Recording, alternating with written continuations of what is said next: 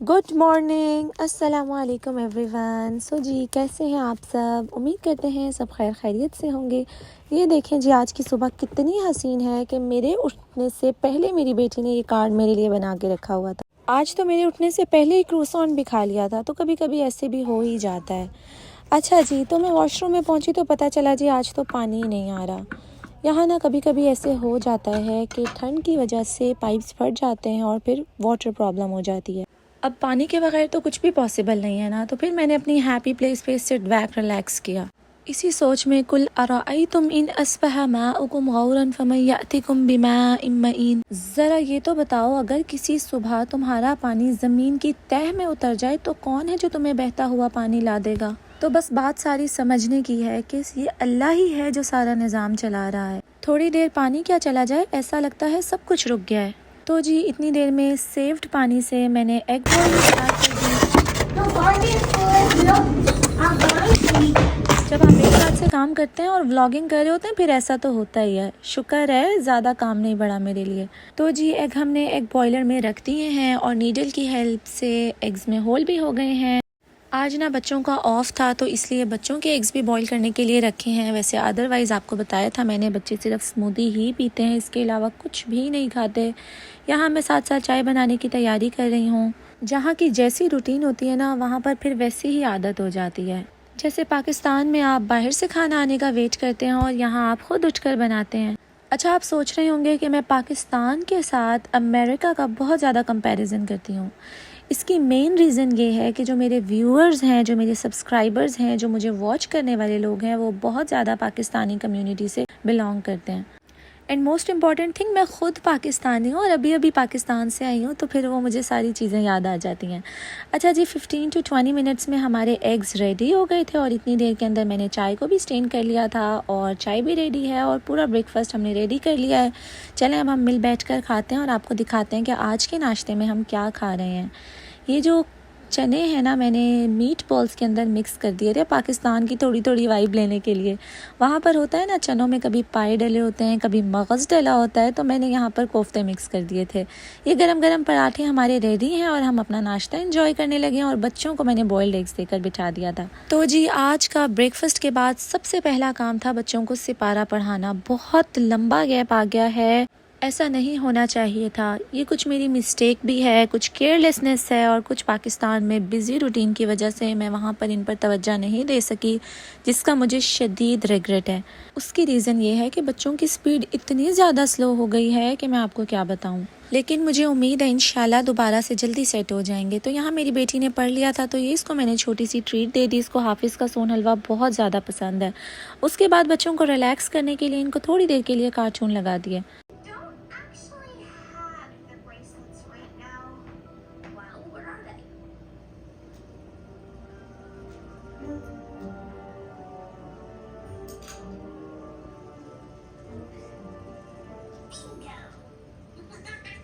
बच्चों को भी मी टाइम चाहिए होता है, प्ले टाइम चाहिए होता है और ये होता है इनका रिलैक्स टाइम।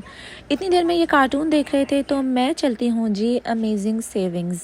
प्लान कुछ ऐसे है कि हम तमाम फैमिली मेम्बर्स ने वन डिश पार्टी अरेंज की है। तो जब मेन्यू डिसाइड हो रहा था उस वक्त तो थी मैं पाकिस्तान में, तो मैं अपनी पसंद की डिश नहीं ले सकी। अब मेरे पास ऑप्शन मौजूद नहीं थे और जो ऑप्शन अवेलेबल था वो था जी disposable dishes and soda, I mean to say cold drinks. तो वही हमने सेलेक्ट कर लिया और मैं यहाँ पर आई हूँ डिस्पोजेबल स्टफ़ लेने के लिए दावत का। This is the best place to buy disposable stuffs. एक से एक प्लेट्स, डिस्पोजेबल स्पून, बाउल, हर चीज़ आपको मिल जाएगी। वन डिश पार्टी से ना बहुत ज़्यादा सहूलत हो जाती है, हर कोई अपनी अपनी डिश ले आता है और इस तरह गैदरिंग करने में भी ज़्यादा मसला नहीं होता। तो इंशाल्लाह नेक्स्ट वन डिश में मैं आप लोगों को अपने टैलेंट भी ज़रूर दिखाऊंगी। मैंने चीज़ पास्ता बनाना था लेकिन ऑब्वियसली मेरे पास अब इंग्रेडिएंट्स अवेलेबल नहीं थे, so I pick this thing and I just bought it. तो जी घर पहुंचकर हल्की फुल्की भूख के लिए हमने बनाए patties and french fries air fryer में। It's so quick and easy. तो ये ना हमारी हल्की सी स्नैक पार्टी हो गई थी। इसके बाद मॉम्स लाइफ में क्या होता है, आपके पास कोई और काम ना हो तो फिर ये काम मौजूद होते हैं, रीफिलिंग। इसको डन करने के बाद जी नेक्स्ट काम था आटा गूंदने का और मैंने कहा मैं ये वाला टैलेंट भी आप लोगों को दिखा देती हूँ, हो सकता है किसी को आटा गूंदना ना आता हो। अच्छा, हमको सिखा रिया है। I know it's funny, but this is the life of a mom.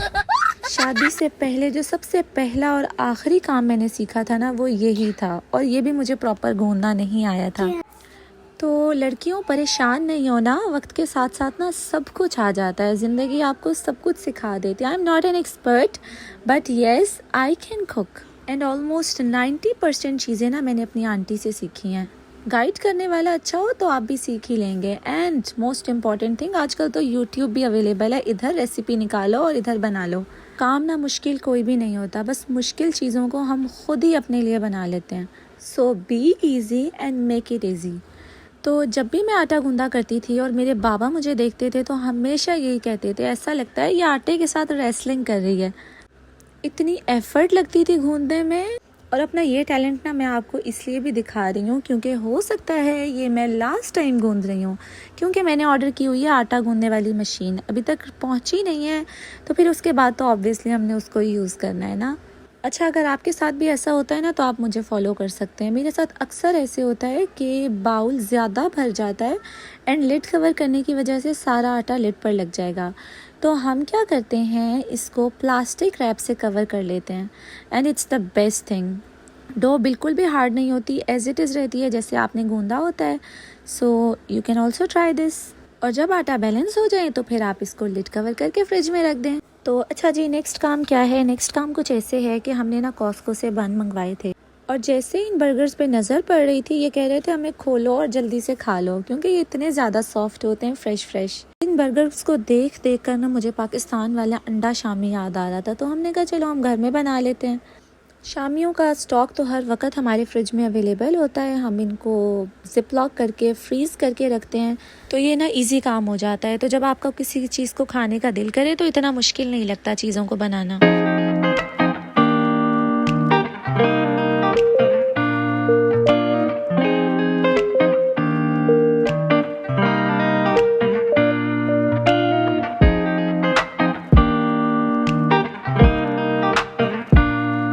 Shami kebab तो फ्राई हो गए हैं, और इसके बाद मैंने बना लिया है जी एग, इसमें हल्का सा ब्लैक पेपर एंड सॉल्ट डालकर। अच्छा, फिलिंग ना इसमें आप अपनी मर्ज़ी की कर सकते हैं, जो चाहें आप ऐड करें, जो चीज़ आपको पसंद है। हर चीज़ का टेस्ट बन के अंदर अच्छा ही लगता है। मैंने ना यहाँ पे लेटस और अनियन ऐड किए थे with ketchup and mayo sauce. दोनों साइड्स पर अच्छी तरह से मैंने केचप लगा लिया है, लेकिन आप ये देख सकते हैं जब आप एक हाथ से काम करते हैं ना तो फिर काम ऐसा ही होता है। तो व्लॉगिंग करना आसान नहीं है, चीज़ों को दिखाना। एक होता है खुद से जल्दी से बना लो, एक ये कि हर चीज़ दिखा के बनाओ, it's very hard. So appreciate my effort. मेरे जो व्यूअर्स हैं ना वो बहुत ज़्यादा खामोश हैं। जब तक आप लोग मुझे बताएंगे नहीं क्या चीज़ अच्छी लग रही है, क्या बुरी लग रही है, what I need to improve and what you want to see, क्या आप देखना चाह रहे हैं, या यहाँ का वेदर या something else, whatever you want, do tell me in the comments box section। अच्छा करें बुरा करें ज़रूर, ताकि पता तो चले कि आपको ये कंटेंट कैसा लगता है।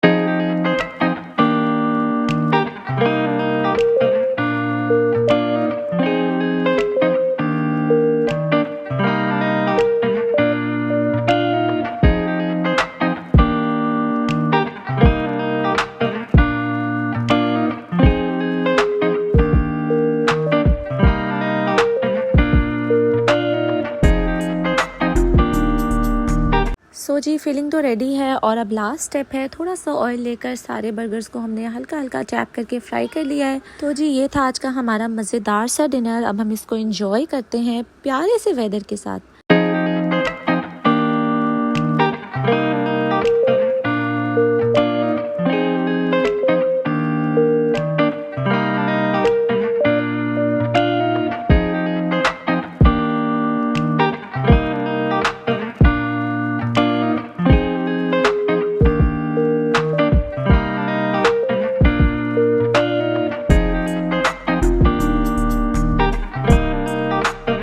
Look at the beautiful weather, it's raining outside, और ये देखें बारिश के कतरे ज़मीन पर गिरते हुए कितने हसीन लग रहे हैं। हम अपना डिनर एंजॉय करते हैं, तब तक के लिए आप अपना बहुत सारा ख्याल रखिएगा। मिलते हैं इंशाल्लाह आपसे नेक्स्ट वीडियो में, नेक्स्ट व्लॉग में। Do subscribe my channel. अल्लाह हाफिज़। और देखना, ये ज्यादती नहीं है, क्या आपके भाई भी ऐसे ही हैं? Sending from Pakistan. बाजी चेक कर ले, अब आ रहा है मज़ा, देख के मज़ा आ रहा है, दिल कर रहा है, क्रेविंग हो रही है। खाना है तो आ जाओ। फील कर सकती हो ना कितना जूसी है ये।